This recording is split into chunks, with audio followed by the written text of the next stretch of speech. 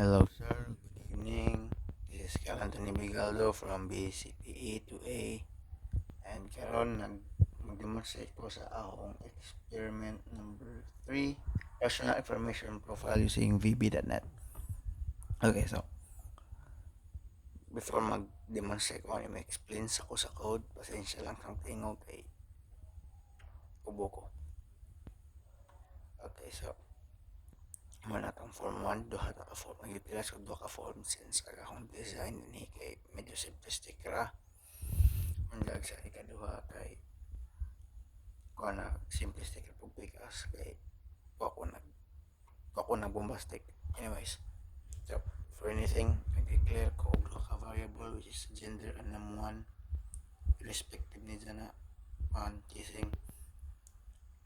Pagka-nake, this one is the code for sa radio button which you can see here sa male sa female separate nga how ibot nga conditional statements diara ag ikaduha kani ito dyan na kay ganahan ko na ay a variety since akong i-implement sa akong code is only male and female, but what if lagi na dili ka male or female or baji ka or ero whatever akong gibot nga dinhi sa akong code dinhi which is man sa save button na dinhi sa else which is ang object unspecified. Okay, so una ni so kani kami ano nag-explain ni na declare na say na if num1 female if num2 male para na sa variety sa output which is already pakita unsa. So since nag-utilize mo kog duha ka forms, ang first form being dinhi ka ma-fill up, dag form 2 dinhi ka makita sa mga users na naka-input na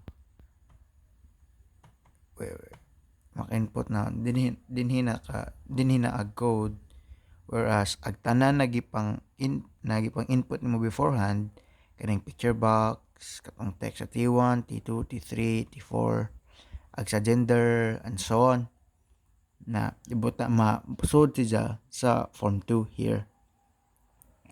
So to explain na kaning form 2 data kani man ipangan sa ang data grid that rows add kaning form 2 is gitujo na nga aron ag kani siya ma-call na sila sa marag interaction ba or connection kay if what to siya that means na ag kaning data 1a unknown na siya kay ag kanang data 1a is naa na sa form 2 wala sa form 1, so kinahanglan ka mag form 2 that kana aron maka-interact ka which is with each other.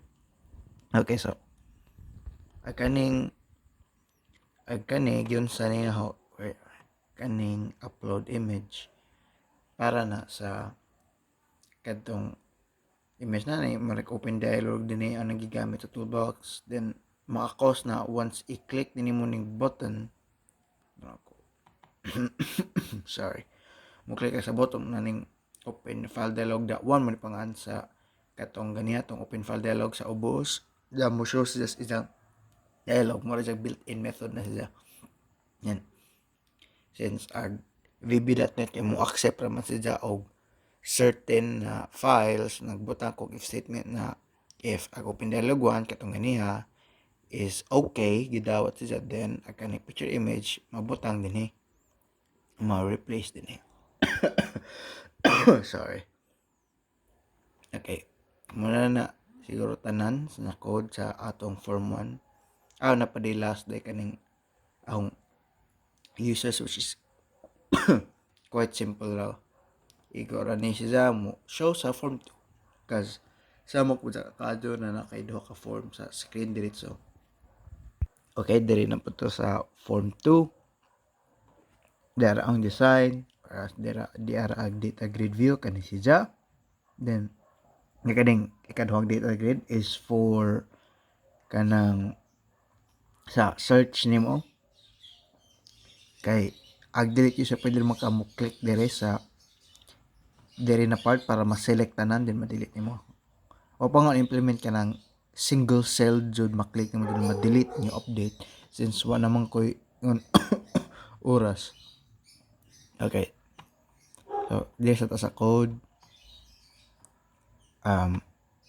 Dili sa ta mag-una sa sa search.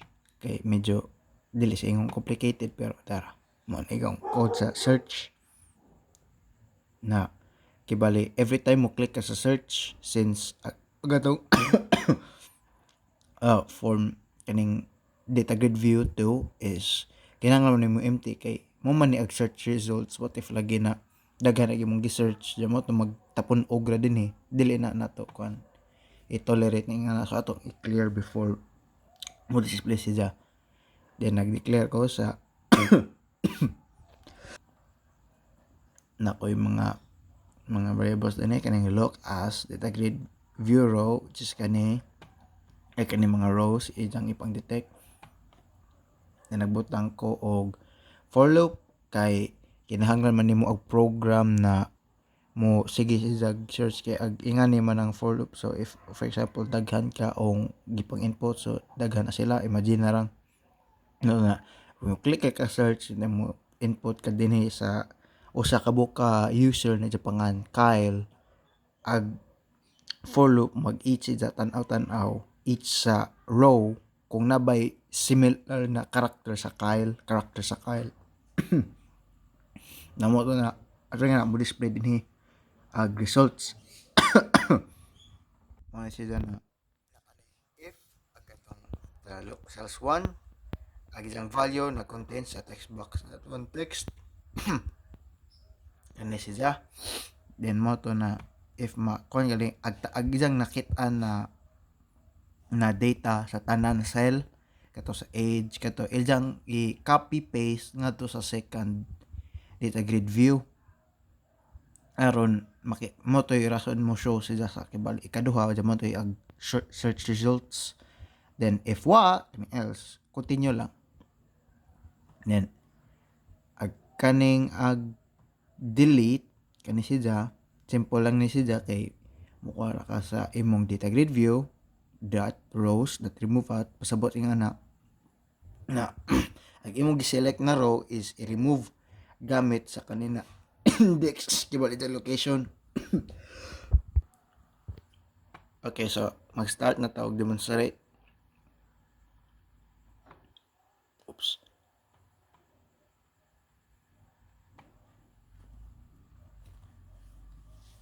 Okay, so ito na maximize.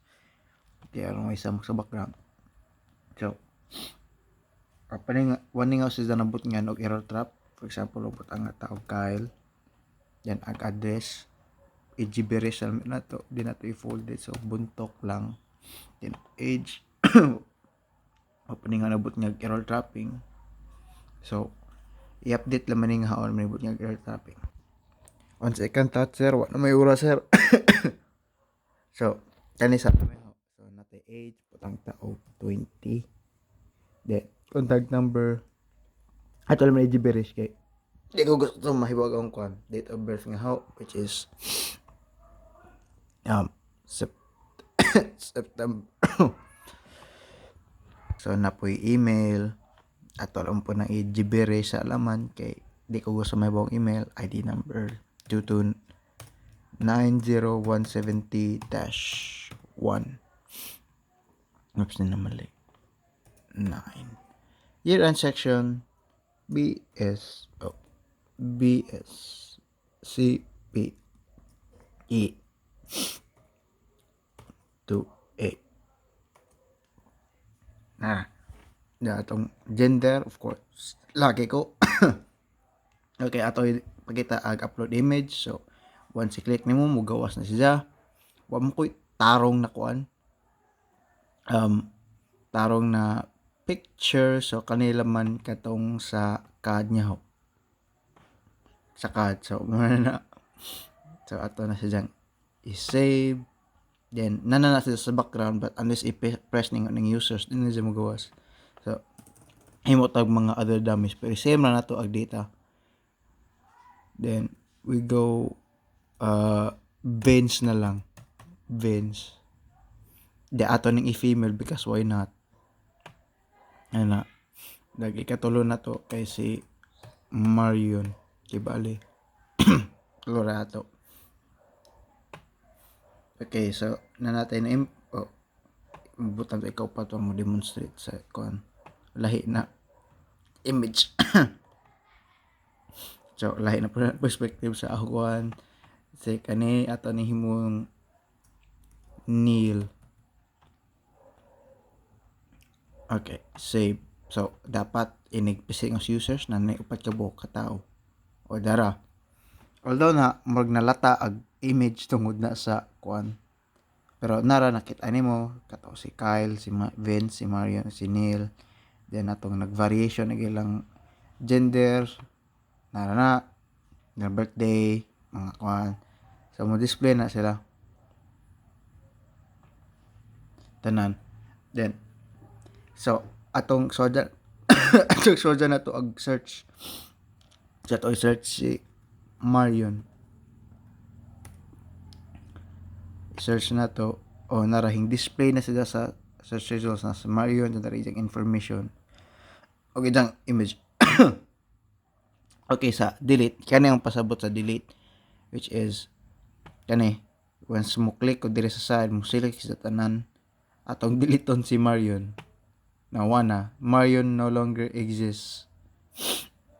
Now maura ni siya sir na pwede ko ikon di sa search user sir agahong gi-base is a full name kay in reality sa ahong logic sir naman lagi same og address sir, same og age, same gender, a contact number yes magkalahi na may same birthday na po sa same di po ingon same email but na po uban same yung section. So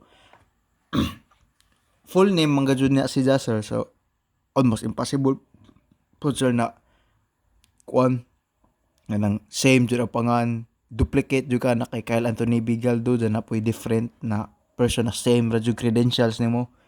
So agaw ra jud gi basehan ani sa code is ag kuan ra ag index na 1 which is kani 0 ni sa 1 para inig search ag name ra ag ijang gibasihan. Full name po na sir, so full proof na siya sir. Maura to sir. Thank you very much sir and have a good night.